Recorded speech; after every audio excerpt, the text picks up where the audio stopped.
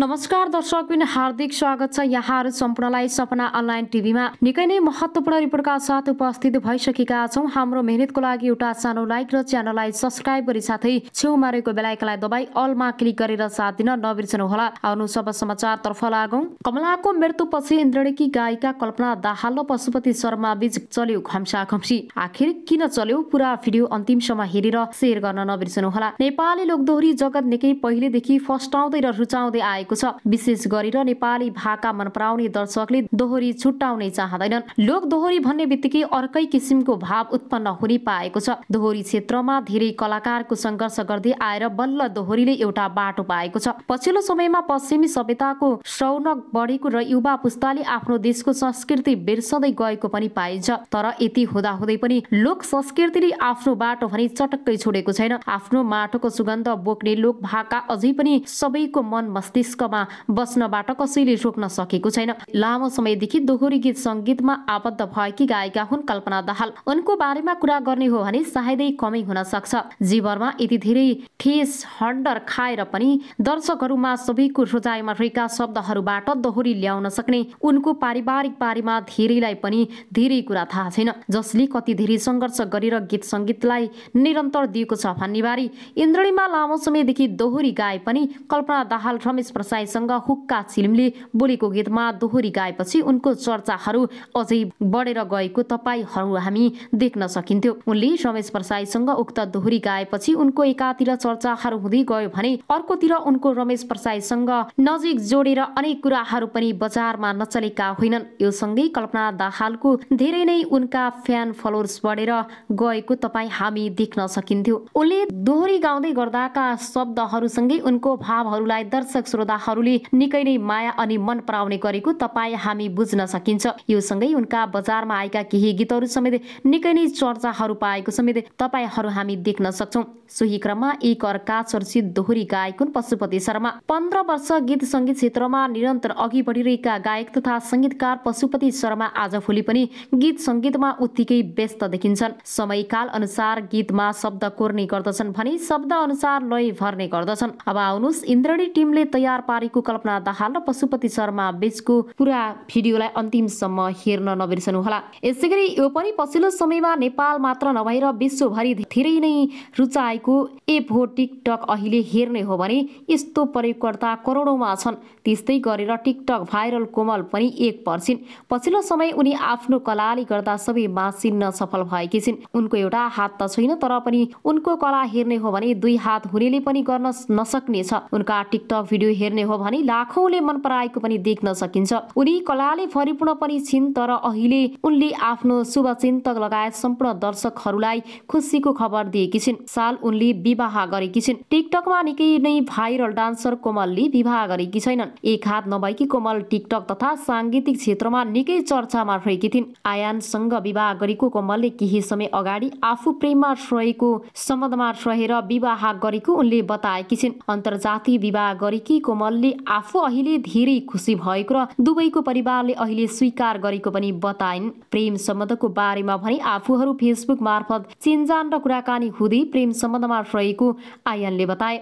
आफूले कमलसँग प्रेम सम्बन्धको सुरुवात गर्दा केही झोटो बहाना पनि गरेको रमाइलो कुरा कहानी सुनाए। सांगीतिक क्षेत्रमा निकै चर्चामा रहेकी कोमललाई आफूले आफ्नो झुटो जन्मदिन मनाएर बोलाएको पनि बताए।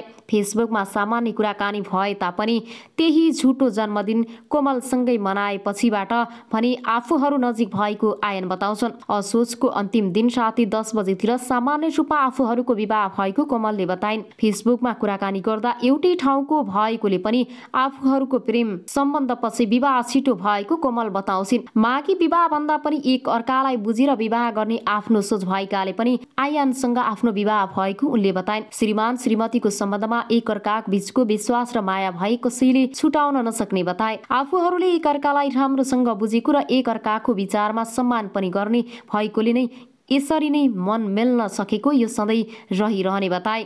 घर परिवारमा सुरुमा केही समस्या भएको भए तापनि अहिले बुझेपछि उहाँहरूले पनि आफूहरूलाई स्वीकार गरी माया गरेको बताएका छन्। अब आउनुहोस् अर्को समाचारतर्फ लागौं। कमलाको हत्यारा पछ्याउँदा हराएको कुकुर खोज्न हेलिकप्टर र ड्रोन सहित 100 जना खटिएका छन्। खोजी कार्यमा हेलिकप्टर र ड्रोन सहित अधिकारी एवं स्वयंसेवक गरी 100 जना भन्दा बढी परिचालन गरिएको RT.com ले जनाएको हो। समाचारका अनुसार ब्रेबेकनको बाहिरी भागमा उक्त कुकुरको खोजी कार्य भइरहेको छ। गत हप्ता भित्र भएको एक घटनाको कार्यकार खोज तलास गर्ने क्रममा कोइर हराएको थियो। मंगलबार बिसब्रेनबाट झण्डै 40 किलोमिटर टाढा रहेको इप्सविच क्षेत्रका कारको खोज तलास गर्ने क्रममा सँगै गएका अधिकारीबाट कुकुर अलग भएको थियो। संदिग्ध हत्यारा व्यक्ति झाडीमा प्रवेश गरे लगत्तै प्रहरीको कुकुरले ती व्यक्तिलाई पछाएको थियो। बाक्लो ड्राइभभित्र चोरलाई पछाउने क्रममा बेपत्ता भएको कुकुर नफर्केपछि अधिकारीहरूले खोजी गर्न कार्य सुरु गरेका हुन्। प्रहरले खोजी गरिरहेको कुकुरलाई स्थानीय मिडियाले प्रिय भनेका छन्। प्रहरले ट्विटमा अपलोड गरेको एक भिडियोमा क्विजरटाई लिएर गएका वरिष्ठ कन्स्टेबल डान मैक्रिनभिले 3 वर्षको उक्त कुकुरको स्थान अरू कुकुरले लिन नसक्ने बताए। म एउटा व्यक्तिको रूपमा उसँग जति हुर्किए त्यति नै ऊ पनि हुर्किएको हो। मैक्रिनभिले भने उनले क्विजन आफ्नो परिवारको सदस्य र साथी जस्तै भएको भन्दै खोजी कार्यमा संलग्न सबैप्रति आभार समेत व्यक्त गरेका छन्। प्रहरले कुकुरबारे जानकारी दिने व्यक्तिलाई पुरस्कार दिने घोषणा गरेको छ, तर हालसम्म खोजी कार्यमा कुनै सफलता मिलेको छैन। कुकुरलाई कसैले समातेर घर लगेको हुन सक्ने प्रहरी निरीक्षकको भनाइ छ। अब आउनुहोस् अर्को समाचारतर्फ लागौं। कैलालीमा घटे सुन्नै नसकिने अर्को घिनलाग्दो घटना मन थामेर हेर्नुहोला। कैलाली जिल्ला घोडागुडी नगरपालिका वडा नम्बर 4 जनकपुर भन्ने ठाउँमा एकदमै डरलाग्दो अनि घिनलाग्दो घटना घटेको छ। एक 77 वर्षकी आमालाई एक प्रकाश सुवेदी नाम गरेका पुरुषले जबरजस्ती करणी गरेका छन्। प्रहरी नायब उपरीक्षक लक्ष्मण बहादुर शाहीले यस घटनाबारे पहिले नै खुलाइसकेका छन्। आज मिडियाकर्मी घटनाबारे वास्तविकता जान्न पीडितकै घरमा पुगेका छन्। मङ्सिर 15 गतेको कुरा हो। यो आमा आफ्नी छोरीको घरबाट फर्किँदै गर्दा बीच बाटोमा नै प्रकाश सुवेदीले उनीमाथि हमला गरेका छन्। कठै आमालाई मजाले नेपाली पनि बोल्न आउँदो रहेनछ, तर उनी भित्रका पीडाहरू उनले आफ्नै भाषामा भए पनि सुनाइन्। हातमा केही सामान बोकेर आउँदै गरेकी आमाले सबै सामान पनि फालिदिएछ। उनले र उनको लगाएको लुगा दुपट्टा पनि फालिदिएको उनी बताउँछिन्। गालामा घडी टोकिएको रहेछ। पापीले आमालाई कठै आमा जवान मान्छेको अगाडि आफ्नो केही जोर नचलेको बताउँछिन्। उनी उनकी छोरीका अनुसार आफ्नो अवस्था एकदमै नाजुक रहेको र हिँड्दा समेत खुट्टा खोचाल्दै हिँडेको बताइन्। उनले हात खुट्टा मुख सबै सुन्निएको उनी बताउँछिन्। उनी कठै आमाले डर लाग्ने घटनाबारे केही सुनाउने हिम्मत समेत गरिनन्। भोलिपल्ट मात्र छोरीहरूले थाहा पाएका रहेछन्। आमाका महिला छोराले आमाको यस्तो अवस्थाबारे सुनासाथ अस्पताल लिएर गएका छन्, तर